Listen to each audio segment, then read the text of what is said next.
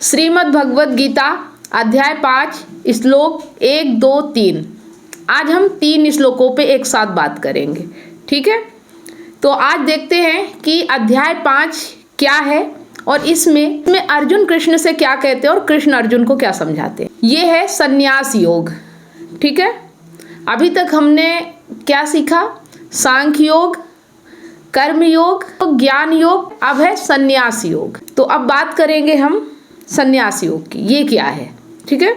तो इस अध्याय में अर्जुन सबसे पहला श्लोक जो है कहते हैं, हे कृष्ण, आप पहले कर्म संन्यास की और अब योग की भी प्रशंसा कर रहे हैं। इन दोनों में जो अधिक श्रेयस्कर है उसे मेरे लिए निश्चय पूर्वक बताइए, ठीक है। तो ये जो पहला प्रश्न है उनका जो ये प्रश्न है वो इससे रिलेटिव है कि पहले तो शुरुआत की थी सांख्य योग से। तो सांख्य योग की शुरुआत कैसे हुई थी कि अर्जुन तरह तरह की बातें कर रहे थे। कभी सामाजिक बात कर रहे हैं, तो कभी रक्त मोह की बात कर रहे हैं, तो कभी कुछ बात कर रहे हैं, कभी पुण्य की, तो कभी पाप की, कभी लोग क्या कहेंगे, तो कभी कर्म से भाग जाने की, मतलब बहुत सारी बातें कर रहे हैं, ठीक है। तो उन्हें सबसे पहले क्या बताया गया? सांख्य योग, मतलब आत्मज्ञान, ठीक है। उसके बाद आत्मज्ञान के बाद उन्हें निष्काम कर्म की बात बताई गई, ठीक है।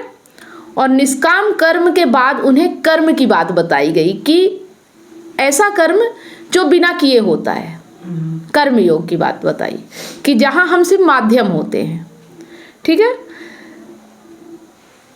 मतलब फिर हमें कर्मों के बारे में सोचना नहीं पड़ता, ठीक है, कि हमें क्या करना और क्या नहीं करना। फिर हम वो करते हैं जो स्थिति परिस्थिति हमसे करवाती है, मतलब जो उस पल हमें करना चाहिए, जो सही होता है, ठीक है। एक तरह से कर्म से संन्यास की बात कही, ठीक है। आसक्ति की बात वहां पे छोड़ दी गई कि कर्म से आसक्ति नहीं रखना है, ठीक है। तो अर्जुन बोल रहे हैं कि मैं भ्रमित हो रहा हूं, मुझे समझ में नहीं आ रहा है कि जो कर्म है, कर्म योग है, और जो संन्यास है कर्म से, इन दोनों में बड़ा कौन है? मैं करूं क्या? मुझे अब समझ में नहीं आ रहा है कि आपने कर्म को भी बड़ा बताया है और संन्यास को भी बड़ा बताया है। तो इन दोनों में अगर मुझे चुनना है तो मैं किसे चुनूं? ठीक है, मुझे बिल्कुल अब भ्रमित है, अब समझ में नहीं आ रहा है। सही है, ठीक है। तो देखो, अगर कर्म और संन्यास की बात की जाए तो इसमें सबसे पहले किसको चुनना चाहिए? कर्म को चुनना चाहिए, ठीक है। कर्म योग ही इसमें श्रेष्ठ है। लेकिन जब बात आत्मज्ञान की जाए कि बिना आत्मज्ञान के कर्म जो करोगे वो कर्म श्रेष्ठ नहीं होगा। अगर कर्म निष्काम नहीं है तो फिर वो श्रेष्ठ नहीं है, ठीक है। और निष्काम कर्म के लिए आत्मज्ञान का होना बहुत जरूरी है। जब तक आत्मज्ञान नहीं है तब तक निष्कामता आएगी नहीं, और जब निष्कामता नहीं आएगी तो संन्यास भी नहीं आएगा, कर्म संन्यास भी नहीं आएगा, ठीक है। कृष्ण ने कहा, कर्म संन्यास और कर्म योग दोनों ही श्रेयस्कारी है, परंतु उन दोनों में कर्म संन्यास की अपेक्षा कर्म योग श्रेष्ठ है। तीसरे श्लोक में कहते हैं, हे अर्जुन, जो कुछ भी आकांक्षा नहीं करता वह नित्य सन्यासी ही है, ऐसा जानो, क्योंकि समस्त द्वंद्वों से मुक्त व्यक्ति सहज ही कर्म बंधन से मुक्त हो जाता है। तो इसमें हमें यह समझना है कि कर्म संन्यास से कर्म योग को क्यों श्रेष्ठ बताया है, ठीक है। तो जैसा कि हमने समझा कि बिना आत्मज्ञान के निष्कामता नहीं आती और बिना निष्कामता के संन्यास नहीं होता है, कर्म संन्यास नहीं होगा, ठीक है। कर्म संन्यास का मतलब है कि तो जहाँ पे अहंकार होता है उसे सकाम कर्म कहते हैं, ठीक है। मतलब कुछ ना कुछ कामना होती है उस कर्म में। तो अगर हम बिना आत्मज्ञान के और बिना कर्म को किए, बिना कर्म योग को समझे, कर्म संन्यास की ओर अगर हम बढ़ जाएंगे तो क्या होगा कि वहाँ भी कुछ ना कुछ कामना ही होगी। कामना तभी हटेगी जब आत्मज्ञान होगा, ठीक है। तो आत्मज्ञान के बाद क्या आता है? कर्म योग। तो कर्म योग और कर्म संन्यास में कर्म योग श्रेष्ठ है अगर बात की जाए। वैसे तो कर्म संन्यास श्रेष्ठ है, लेकिन अगर दोनों में चुनना है तो दोनों श्रेष्ठ, लेकिन अगर दोनों में चुनना है तो कर्म योग चुनना है, ठीक है। लेकिन ऐसा क्यों कह रहे हैं? तो अगर बिना निष्काम हुए अगर कर्म संन्यास ले लिया जाए तो वो भी सही नहीं होगा। इसे हम एक उदाहरण से समझते हैं कि जैसे अगर तुम किसी रेस्टोरेंट में खाना खाने जाते हो, तुमने बहुत सारा ऑर्डर दे दिया, ठीक है, लेकिन अब किसी कारण जो होटल का मालिक है वो तुम्हें भगा देता है अपने होटल से, रेस्टोरेंट से। जिसने मतलब ऑर्डर दिया, जब उसी को भगा दिया वही नहीं है, तो ऑर्डर क्या होंगे, कैंसिल हो जाएंगे, ठीक है, कैंसिल हो जाएंगे, क्योंकि अब जो ऑर्डर देने वाला था वो है ही नहीं, तो वो ऑर्डर तो निरस्त होगा ही होगा। लेकिन जो पिछले भी उसके काम कर्म या ऑर्डर थे जो भी थे वो भी अब नहीं रहेंगे, ठीक है। लेकिन अगर करता रहेगा, जो मतलब ऑर्डर देने वाला है, अगर वो रहेगा तो भले ऑर्डर अगर निरस्त भी करेगा तो किसी न किसी कामना से करेगा, लेकिन जब वो है ही नहीं तो अपने आप निष्कामता हो जाती है, ठीक है। और जब उसके ना रहने के बाद जो होता है उसे ही कर्म संन्यास कहते हैं जी, है ना। जी। तो जब तक कर्ता को नहीं जानेंगे कि कर्ता कौन है तब तक निष्कामता आएगी नहीं। तो ये उन्होंने तब बताया था जब अर्जुन तरह तरह की बातें, कर्म की बातें कर रहे थे कि ऐसा करने से पाप हो जाएगा, ये नहीं करूँगा, वो नहीं करूँगा, तो बोले कर्मों पे ध्यान मत दो, है ना, ध्यान दो कर्ता कौन है, ठीक। लेकिन बाद में बताया कि निष्काम कर्म ज़्यादा श्रेष्ठकर है, महान है ना। तो वो इसी में कंफ्यूज हैं कि पहले आप बोलते हैं कर्ता को देखो, कर्म को मत देखो, फिर बोलते हो कि ऐसा कर्म करो कि रुको ही मत, बिना कर्म किए कुछ होगा ही नहीं, तुम्हें कर्म ही करना पड़ेगा, तुम भाग नहीं सकते हो, है ना। तो ये चीज़ें अर्जुन पकड़ते जा रहे, पहले तो कर्म को पकड़ा कि अपने आप कर्ता को जानो, फिर बाद में बताया कर्म करो तो कर्म किया, फिर बोलते हैं कर्म संन्यास। तो मतलब कन्फ्यूजन है कि क्या करें। तो यहाँ पे जो मेन कन्फ्यूजन क्लियर करना है, हम सभी को क्लियर करना है कि कर्म तब तक शुभ नहीं होता जब तक कर्ता को नहीं जानते, और जब कर्ता अपने आप को जान जाता है फिर वो ऐसा कर्म करता है कि फिर वो कर्म से रुकता ही नहीं है ना। फिर उसे सोचना नहीं पड़ता कि क्या सही, क्या गलत, क्या पाप, क्या पुण्य, क्या करूं, क्या ना करूं, ठीक। और जब वो ऐसा कर्म करता है तो फिर उसे कर्म करने की जरूरत भी नहीं पड़ती, वो फिर संन्यास भी ले लेता है। वो लास्ट स्टेज होती है, कर्म संन्यास लास्ट स्टेज होती है। कर्म करते हुए सन्यासी, हाँ, कर्म करते हुए अपने आप संन्यास आता है, ना कि सोच सोच के। आ रहा समझ में। लेकिन जो हमारा लोक धर्म है वो क्या करता है कि जैसे मतलब लोक धर्म का मतलब ही है त्याग, ठीक है। तो अगर कामना बुरी है तो कामना को त्याग दिया, ठीक है। अब जब कामना बुरी है, जैसा उस दिन हमने बात किया कि कामना बुरी है, जब कामना को त्याग दिया तो कामना को त्यागने के बाद और तकलीफ हो रही है, महादुख हो रहा है, पहले दुख था अब महादुख हो रहा है, तो फिर कामना की ओर वापस लौट आए, क्योंकि अभी कर्ता को तो जानते नहीं, कामना के ऊपर ही चल रहे हैं, है ना, काम को ही देख रहे हैं। तो फिर उस पे आ गए, और जब घोषित कर दिया कि हम त्यागी हो गए, और उसके बाद जब वापस कर्म पे लौट के आए तो फिर ढोंग करना शुरू कर दिया। तो ये इस तरह से होता है। मतलब जैसे रेस्टोरेंट की बात की हमने कि अगर उसको नहीं, मतलब अगर ऑर्डर देने वाला बिना अपने आप को, मतलब ऑर्डर देने वाला अगर है ना, अगर वो रहेगा तो अगर वो ऑर्डर कैंसिल भी करेगा तो किसी न किसी कामना से करेगा कि पैसे बच जाएंगे, ठीक है। कभी हम जाते हैं ऑर्डर कैंसिल करते तो किससे, कि इसको ऑर्डर को कैंसिल कर देते हमारे पैसे बच जाएंगे। वो निष्काम कर्म थोड़ी हुआ, उसमें भी तो कामना है ना। मतलब अच्छी से अच्छी चीज को भी कामना, मतलब अहंकार ऐसा होता है कि वो तुम्हारे अच्छी से अच्छी चीज में अपनी कामना पूरी कर लेता है। जब तक तुम उसको जानोगे नहीं ना, तुम अपने हिसाब से सोचोगे कि मैं अच्छा कर रहा हूँ, निष्काम कर्म कर रहा हूँ, लेकिन वो तुम्हारे निष्कामता में भी कामना पूरी कर लेगा।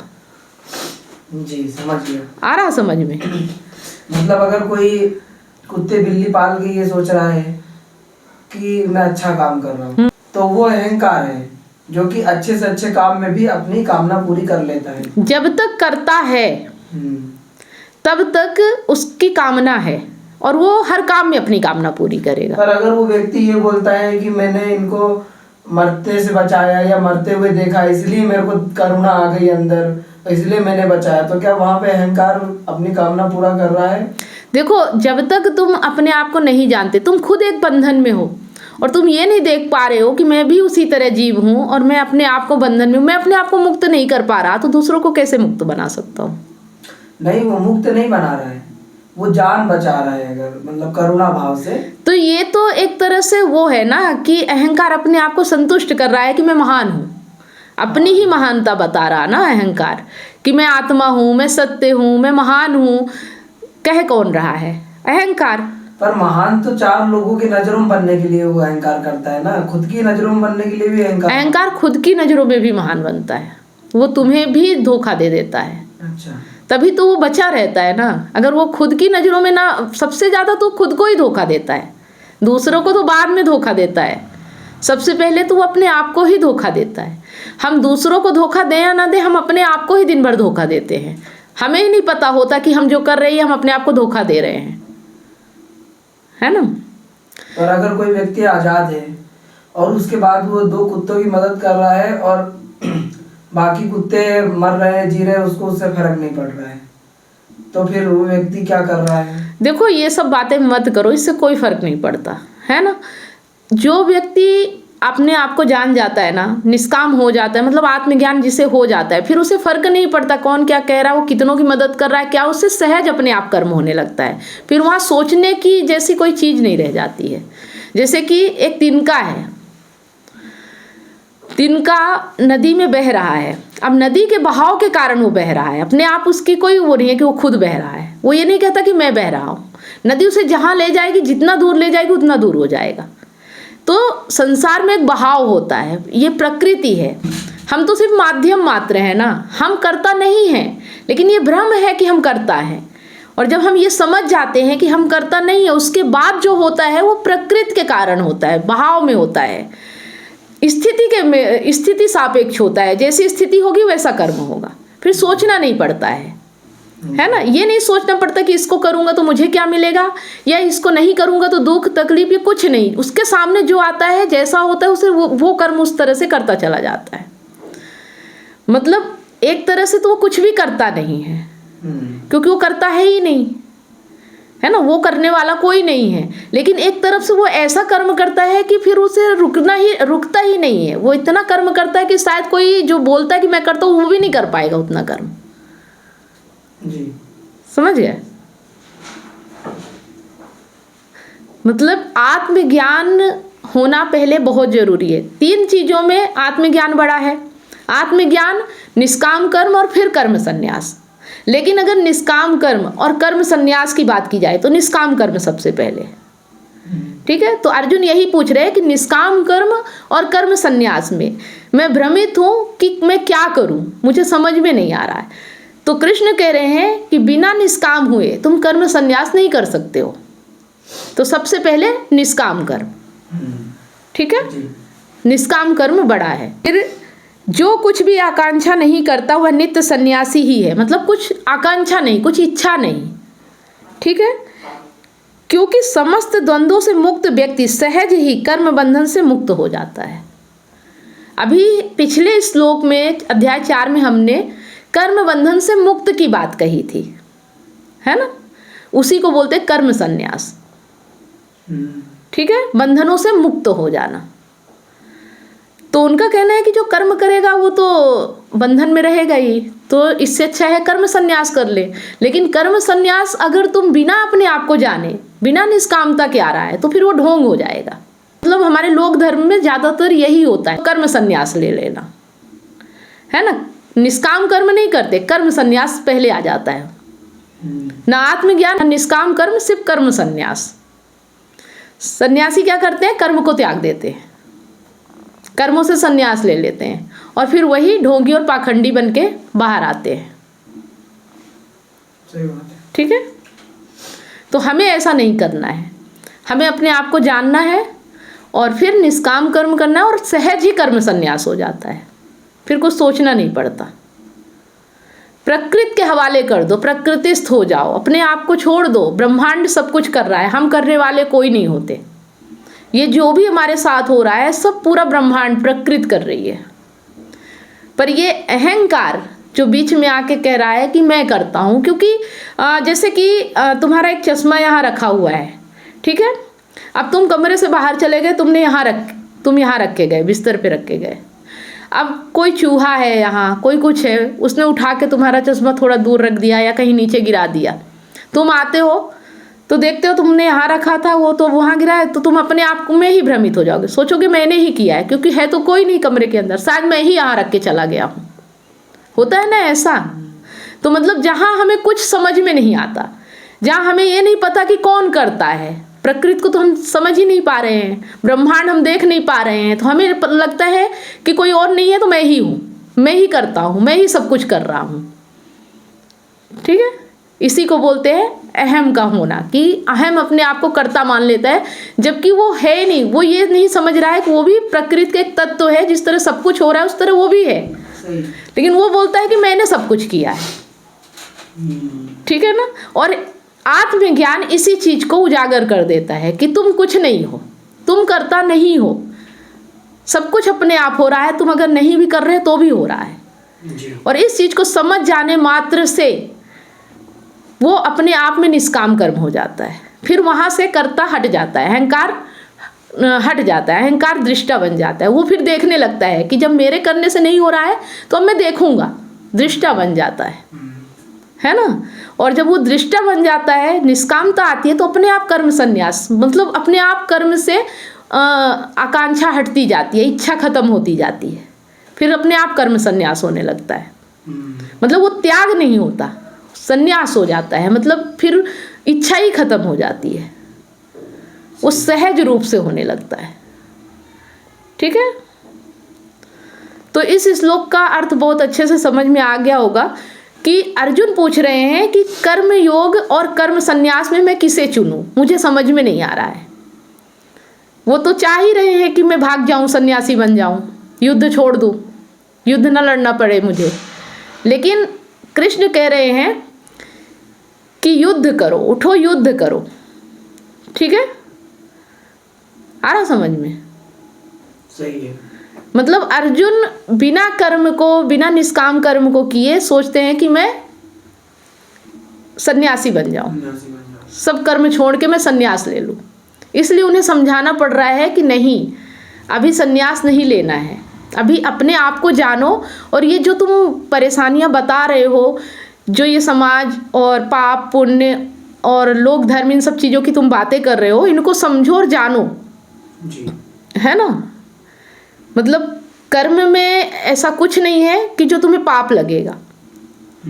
ठीक है, तो इसीलिए तुम ऐसा कर्म करो कि ना पाप की चिंता ना पुण्य की चिंता, तुम सही के लिए कर्म करो। और जब सही के लिए तुम कर्म करोगे तो कर्म संन्यास अपने आप हो जाएगा। ठीक है, तो ऐसा ही हमारा भी जीवन होना चाहिए। हमारे जीवन में भी बहुत घटनाएं ऐसी घटती हैं जो हमें पता है कि हम नहीं करते, फिर भी होती हैं, है ना। हम अगर अपने दिनचर्या को देखें और अपने शरीर को देखें तो हमारे शरीर के भीतर ऐसी बहुत सी क्रियाएं हो रही हैं जो हमें पता भी नहीं है, अपने आप हो रही हैं। लेकिन हम जो देखते हैं और जो हमारे आंखों के सामने होता है तो हम कह देते हैं हम कर रहे हैं, है ना, जबकि हम कुछ नहीं कर रहे हैं। हम सिर्फ एक माध्यम है, सिर्फ माध्यम है। हम ना करें तो भी हमारे साथ वो होगा जो होना है। हाँ, जो हो गया है उसमें अब हमें रिएक्ट क्या करना है, यही मतलब दुख कौन पाता है? कर्ता दुख पाता है। कर्म कुछ गलत सही नहीं है, कर्ता दुख पाता है, क्योंकि कर्ता सोचता है, उम्मीदें करता है, आशा लगाता है कि ऐसा ही होना चाहिए, और जब नहीं होता तो दुख पाता है। सही बात है ना। तो दुख कौन पा रहा है? ये अहंकार ही दुख पा रहा है। अगर ये ना हो तो दुख ना हो, है ना। सही बात। दर्द होगा पर दुख नहीं होगा। दर्द और दुख में अंतर होता है। दर्द तुम्हें जब चोट लगती है तो होता है, ठीक है, और दुख तुम्हें बिना चोट लगे होता है, सोच सोच के तुम दुखी होते हो। तुम्हारी कोई कामना पूरी नहीं हुई, तुम दुखी हो गए। तुमने किसी को चाहा, वो तुम्हें नहीं मिला, तुम दुखी हो गए। समझ रहे हो कि दुख कहाँ है? दुख तुम्हारे भीतर है, और जो तुम्हें तकलीफ देता है, तड़पाता है, परेशान करता है, रुलाता है, बेचैन करता है, वो कहलाता है दुख। और वो सिर्फ कर्ता के होने मात्र से है, अहंकार के होने मात्र। अगर अहंकार ये समझ जाए कि जो भी हो रहा है, कामना ना करे, चाह ना करे, उम्मीद ना करे, तो दुख का कोई सवाल ही नहीं पैदा होता। जो हो रहा है सब अच्छा हो रहा है, जो हो रहा है प्रकृति में वो सब अच्छा है। भाई मिट्टी का पुतला है, मिट्टी में मिल गया, क्या बुरा हुआ? फिर मिट्टी से उठ जाएगा। तो बुरा वो मान रहा है तो ना बुरा हो रहा है। वो सोच रहा है मेरा जन्म हुआ है और मेरी मृत्यु होगी, जबकि ना उसका जन्म है ना मृत्यु है। ये तो प्रकृति है, यहाँ तो अणु है, वो तो सब चल रहा है, अपने आप सब कुछ हो रहा है। जैसे कि सागर से एक लहर उठी, ठीक है, अब उस लहर उठी और गिर गई, अब उसकी जो बूंदें हैं वो फिर से एक लहर बन जाती हैं, पर वही लहर थोड़ी वापस आती है, पर वो बूंदें तो फिर लहर बन जाती है ना, फिर पानी में मिलेंगी, फिर लहर बन जाएंगी, फिर गिरी, फिर लहर बन गई। वैसे ही ये शरीर है, ये जो मतलब जो यहाँ प्रकृति में जितने जीव है, चक्र चल रहा है ना। मिट्टी से उठे और फिर एक दिन फिर मिट्टी में मिल गए, फिर कुछ बन के वो हो गया। तो मतलब दर्द, दुख, तकलीफ, मृत्यु, भय, ये किसको हो रहा है? ये अहंकार को हो रहा है। अगर ये चीज़ समझ में आ जाए तो मुक्त हो गए, फिर ना तकलीफ है, ना मृत्यु से डर है, ना किसी चीज़ से भय है। और इसीलिए बोलते हैं कि जो आत्मज्ञानी होते हैं, जो इस गूढ़ रहस्य को समझ जाते हैं, प्रकृति को समझ, उनकी मृत्यु नहीं होती, वो अमर हो जाते हैं, है ना। तो अब चीज़ें समझ में आ रही गीता की कैसी है जी। तो उम्मीद करती हूँ आप लोगों को भी ये श्लोक इस तरह से समझ में आ रहे होंगे कि हमारे जीवन में जो भी घटना घट रही है या हमारे साथ जो भी बुरा या अच्छा हो रहा है, ये सिर्फ अहंकार के लिए है। बाकी प्रकृति है, यहाँ दिन भर ये चलता है, चक्र है। जंगल में तो दिन भर यही चल रहा है ना। कोई किसी का शोषण कर, कोई किसी को मार के खा रहा है, तो कोई किसी को, तो कोई किसी को, ये चक्र है, चल रहा है। कोई किसी की रक्षा कर रहा, तो कोई किसी की हत्या कर रहा, तो कोई कुछ हो रहा है। ये प्रकृति है, यहाँ अच्छा बुरा कुछ नहीं है ना। हमें बस इतना सोचना है कि हम हैं एक माध्यम की तरह। हम जो भी हो रहा है हमारे लिए वो सब सही है। जब हम यहाँ इस दुनिया में आए तो क्या हमने सोचा था? मतलब हमने आंखें खोली और हमने दुनिया देखी तो हमें लगा कि बस ये दुनिया हमारी है और हम ही इस पे राज करेंगे, है ना। जब हमारा जन्म होता है, जो प्रक्रिया होती है वो क्या हमारे हिसाब से होती है?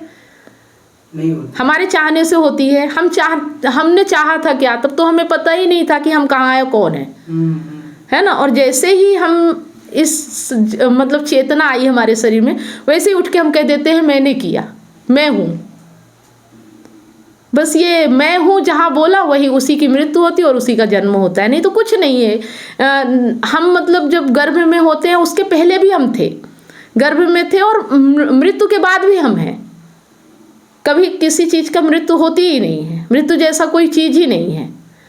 तो ये मृत्यु किसकी होती है? अहंकार की, है ना। और ये अहंकार जब आत्मज्ञान हो जाता है तो शरीर की मृत्यु से पहले ही मृत्यु हो जाती है।